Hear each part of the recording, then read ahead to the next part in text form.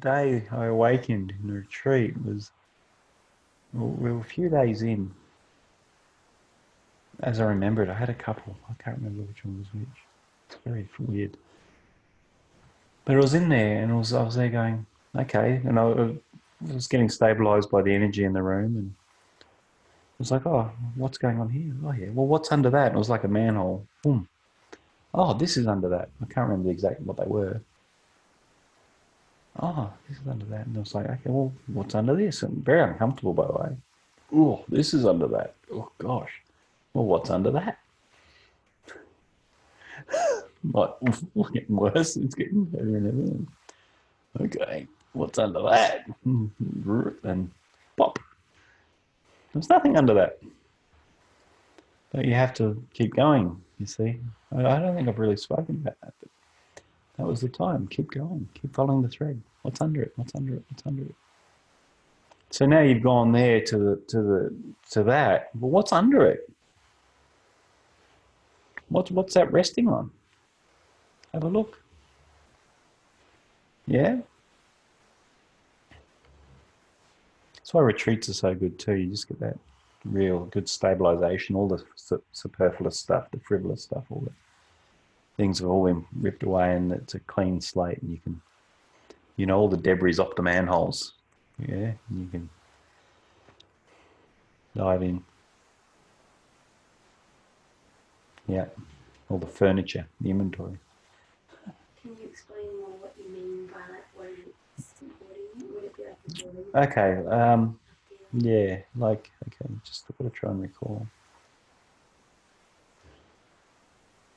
All right. I feel anxious right now. Why? I think it was why. Why do I feel anxious? Right. And then it was, well, why? And then I feel anxious because I'm afraid of this. And I do this with you guys quite a lot, actually. Right? Oh, why do I feel anxious about that? Okay, and then, well, why do I feel that? Right? And then you go deeper and deeper.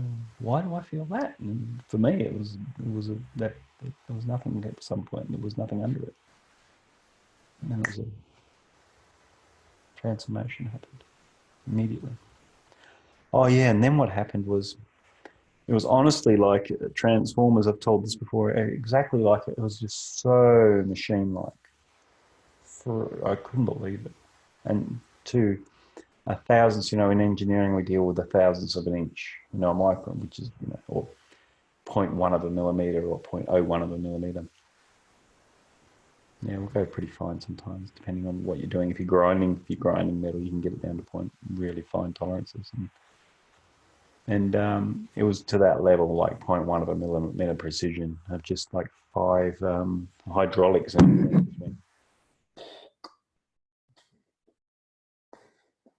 Like it was like having like that, like just a precise machine. And I just dropped through. It was the most bizarre thing. That shocked me. And then I hear of these scientists at the cutting edge of science is finding, and they're going down into the deepest, finest levels of beyond molecular.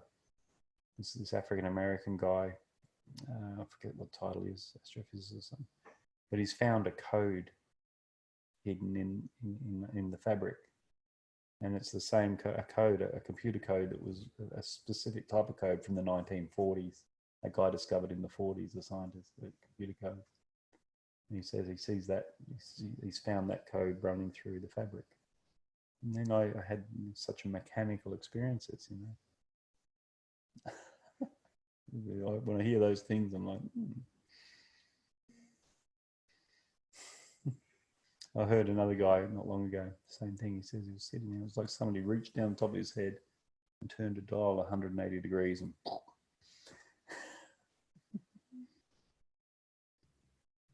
it was such a precise, it was just exactly 180 degrees. It was so unmistakable. Whatever. Does it really matter? It's just curious. That's just what happened. So there's layers, That's what I'm saying. So keep diving into the layers, and there's nothing under them. They're fabricated.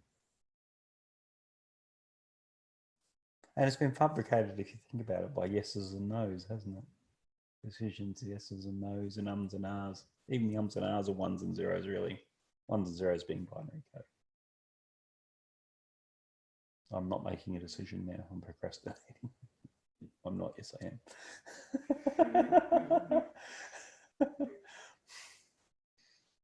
Right? It can all be broken back to ones and zeros. Just the blocks are so small we can't sense them. But when Bukkoti becomes a very sensitive bit thing, it starts to sense things it can't see, feel, touch. You have that ability.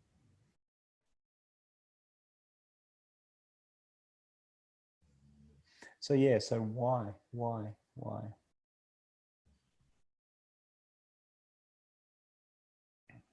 Why is it so? Dr. Kristen. Julius Sundermiller. Why is it so?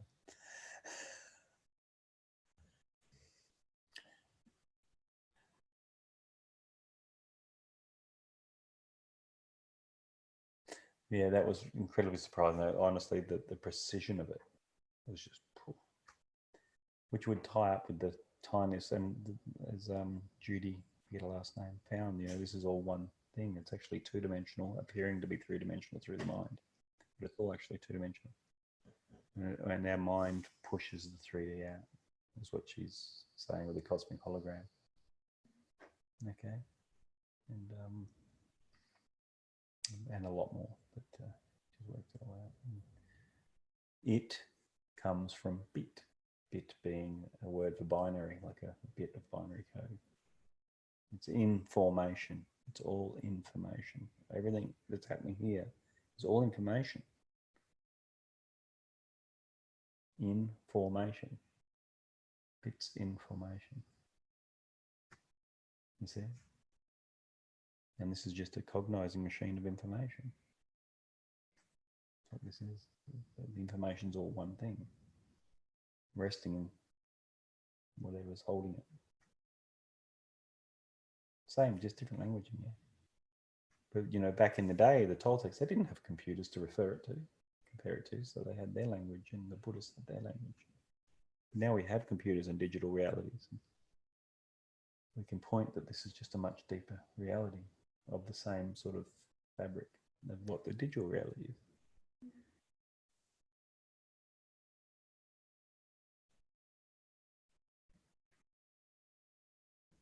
And just in that, yeah. And the odds, if it is accurate, which it probably is, that some species at some point got to a super level of computing power and they started creating worlds within computers like we're doing now with all our games, and the universe being billions of years old, there's probably a few advanced species around, probably, right? Not just us. And if they've been an advanced civilization for a very long time, I mean, soon we're already doing lifelike stuff on TV where you can. I watched a show recently. I go, was that real or is that a computer? I couldn't quite tell for a moment. It was like, oh wow, it's really getting to an interesting level now, right? Assuming they've done that a long time ago, and they're running a simulation of all the things people can do and the mistakes they can make. And what happens if we just throw these character traits out and see what happens, and let them mingle and mix as they want? Well, that's what happens. See what happens. And then the things in that at some point get to a level of sophistication where they start creating one also. Oh, why don't we just throw these character traits out and see what happens? And then on, so the simulation in a simulation, a dream within a dream within a simulation, right? The chances of you being the original one that created it all are very small.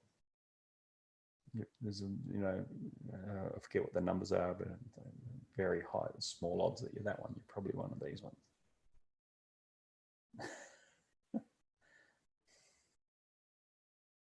Someone's done the maths on it all.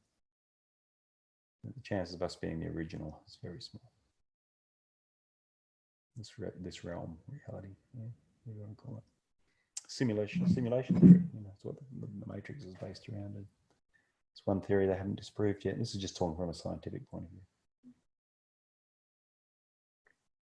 And the mechanicalness is lined up, and I've heard it a few times with different people.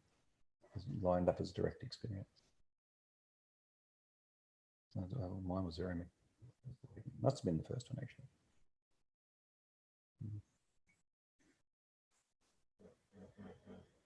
Or was it the only one? I can't remember if it was the same night or what. It's just very weird.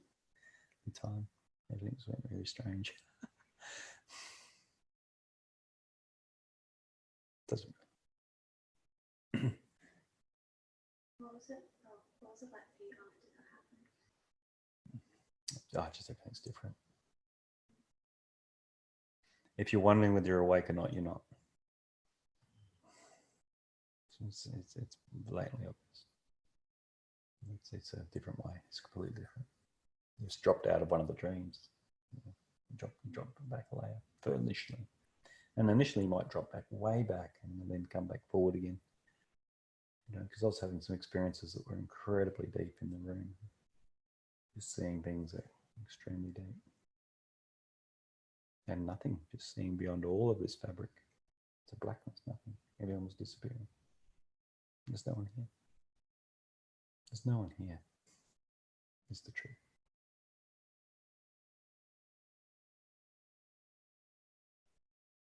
It's only that we've decided so. So how I would see it and how I see it if I go back is things go very bright white. Like there's almost like that. You know that thing when I show people, you close your eyes and see the white specks?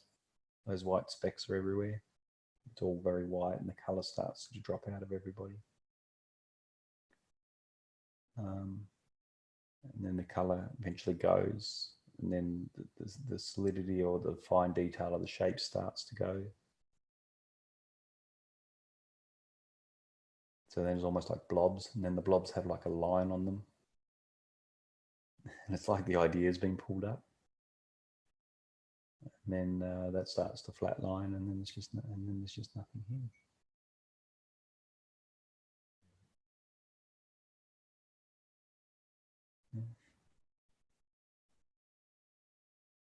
I don't know if that's how other people see it. That's how it happens to me. It'd have to be similar. If they're going there, I don't know. Other people, quote unquote, but other viewpoints.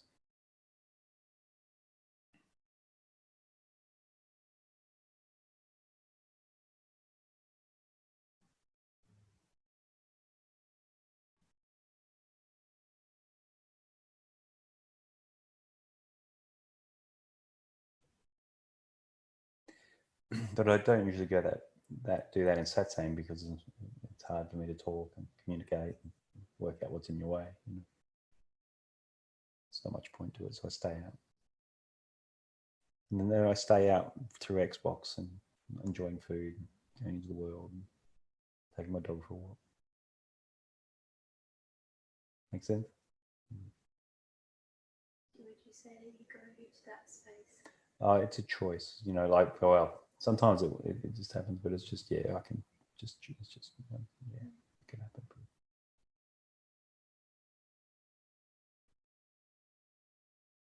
Yeah. It starts to happen often, regularly in satsang retreats. It starts to happen a lot in satsang sometimes, but I'll just stop it. I can stop it at a certain point.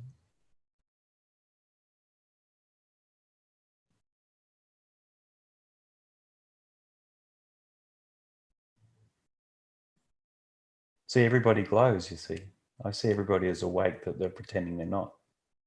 You see what I mean? Like if I go back, everyone just glows, but they can't see it and they're just covered in all their wounding. They're in the sheath of their wounding, the sheath of their beliefs. You see? And they're living there as if it's real.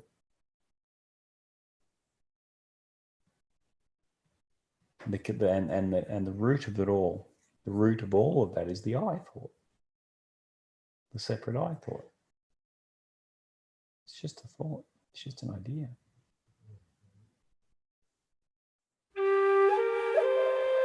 Please like or subscribe if you found value. Meet Rohan via rohan.life.